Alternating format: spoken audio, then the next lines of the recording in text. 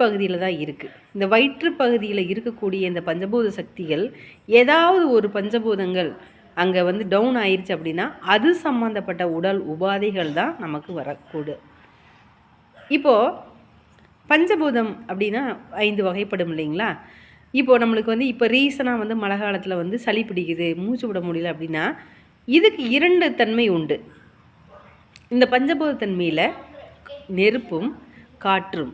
அப்போது நம்ம உடம்புல இருக்கக்கூடிய வயிற்று பகுதியில் இருக்கக்கூடிய இந்த பஞ்சபூத சக்திகளில் இந்த பஞ்சபூதங்கள் எது அப்படின்னு கேட்டிங்கன்னா, இதயம் அப்படிங்கிறது வந்து நெருப்பாகவும் நுரையீரல் என்பது காற்றாகவும் இருக்குது.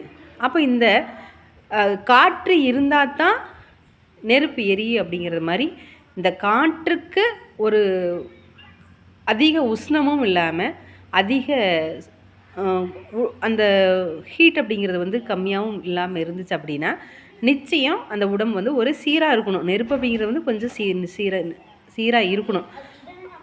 அப்போது நம்ம பேசக்கூடிய அந்த வார்த்தைகள், அந்த நுரையீரலில் பேசக்கூடிய அந்த நம்ம பேசக்கூடிய வார்த்தைகள் இருக்கு இல்லைங்களா, அந்த வார்த்தைகளில் ஒரு ஒரு ஒரு தடுமாற்றங்கள் அல்லது மூச்சு வாங்கிறது இந்த மாதிரி இருந்துச்சுன்னா அங்கே வந்து ஒரு நடக்கும்போது ஒரு மூச்சு வாங்கிறது இந்த மாதிரி இருந்ததுன்னா அங்கே வந்து அந்த காற்று சம்மந்தப்பட்ட அந்த உடலில் வந்து வீக்னஸாக இருக்குதுன்னு அர்த்தம்.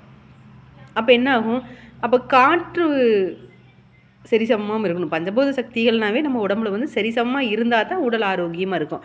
சரி, இந்த பஞ்சபூத சக்திகளை இயக்கிறதுக்கு ஒரு தெய்வம் இருக்கு இல்லைங்களா நம்ம உடம்புல, அது பார்த்திங்கன்னா நம்மளுடைய மனம் மட்டும்தான்.